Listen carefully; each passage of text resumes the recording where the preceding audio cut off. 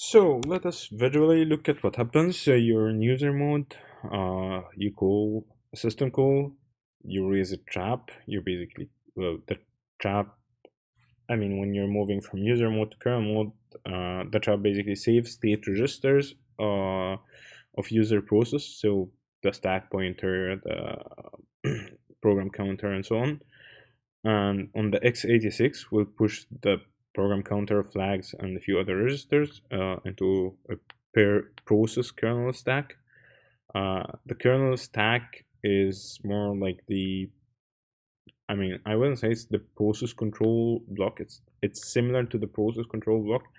Um, it's basically a place where when you're moving from user mode to kernel mode, you save your data into the kernel stack basically, and so that when you are coming back from kernel mode to user mode, the return from trap, you restore the state registers, basically reading these values from the kernel stack. So you have on the x86, you will pop up the program counter, the flags, and a few other registers of a pair process kernel stack. And I mean, I want you guys to mentally know that the user mode and the kernel mode are both kernel I mean, they're both kernel related, they're both operating system related. So it's not like you jump to the program and then your operating system doesn't do anything, but it's just that now the kernel will do all the checks when you try to access memory, read from memory, and so on and so forth. And but the operating system itself is the one that controls your program counter, adding the 4, basically fetching the next instruction for your user level program.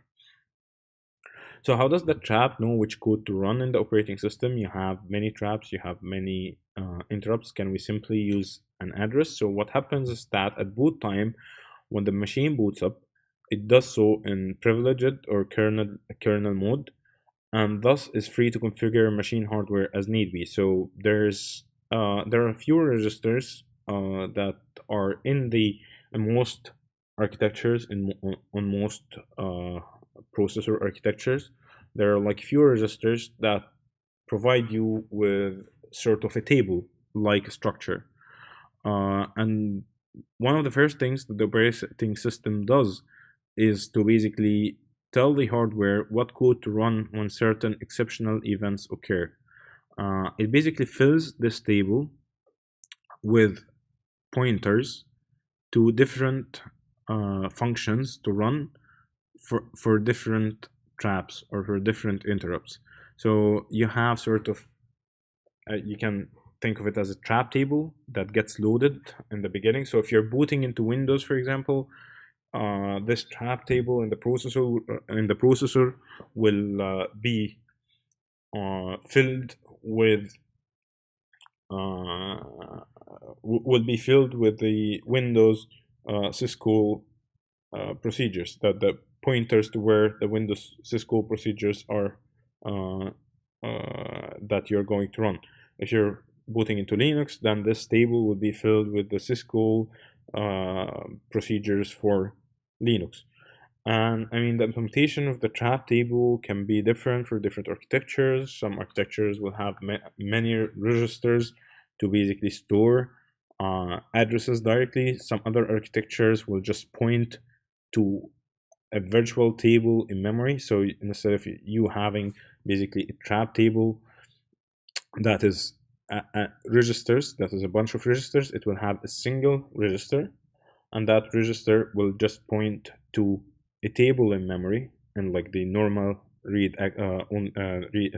RAM read access memory in your normal memory, that will just go through that will be mapped using that register, and this table will point further to the different procedures that you're going to run when a trap is caught.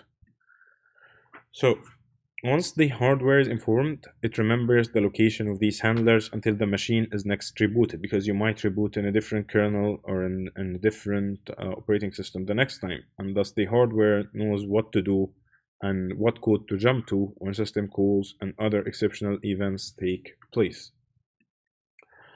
System call numbers is a way for the operating system to basically point to different system calls. So each system call has a unique number. It this we'll take a look at this in more details when we actually go through the Linux system call stack. The user code is responsible for placing the desired system call number in a register or at a specified location on the stack.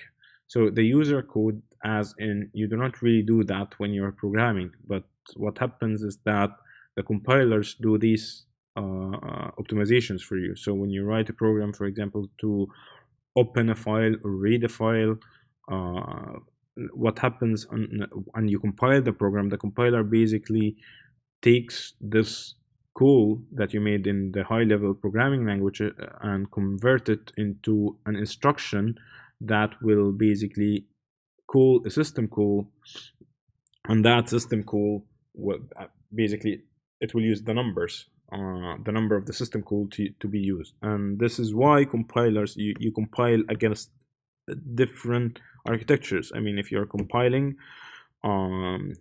any compiler, basically you compile for Linux or you compile for Windows, and you can even have compilation against an architecture, but this is compiler related stuff.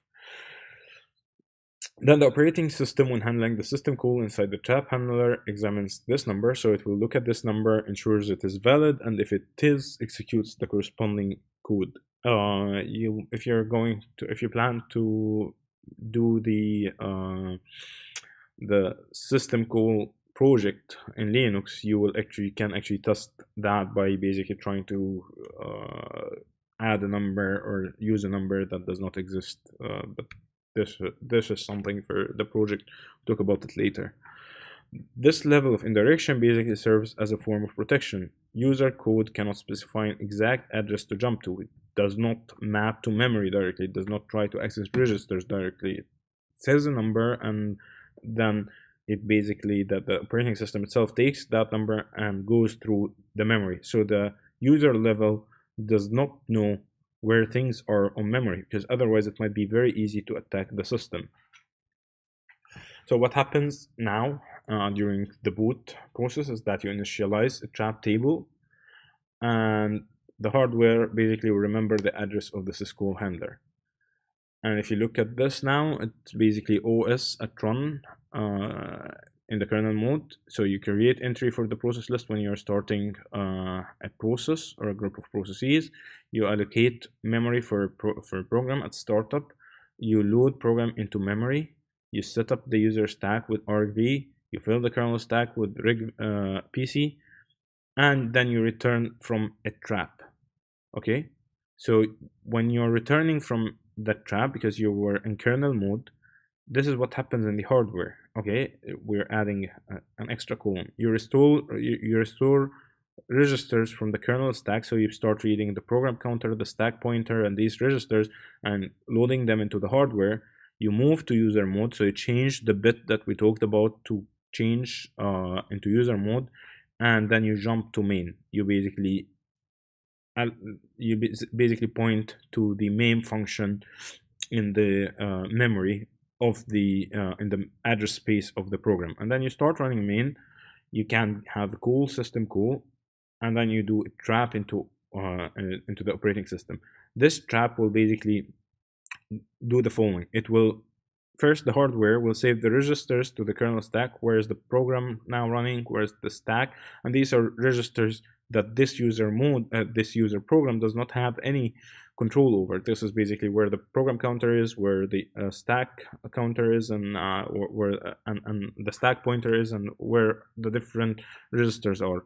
You move to kernel mode, so you change now the bit, the protection bit to kernel mode, and you jump to the trap handler.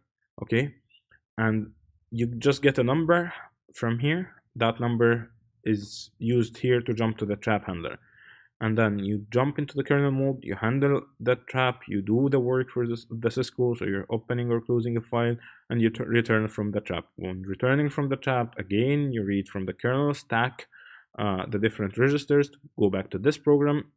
You move to user mode.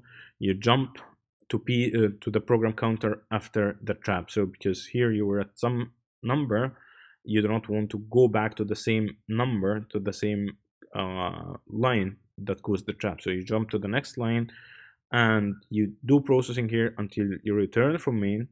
When you return from main, your computer, your application has finished processing, your process has finished, you raise a trap, and that is basically exit. You use a syscall that tells the operating system that you're exiting, and when you're exiting, you free memory of the process and you remove it from the process list. And this is the limited direct execution protocol that we're talking about. So here's a question: why are numbers assigned to each system call?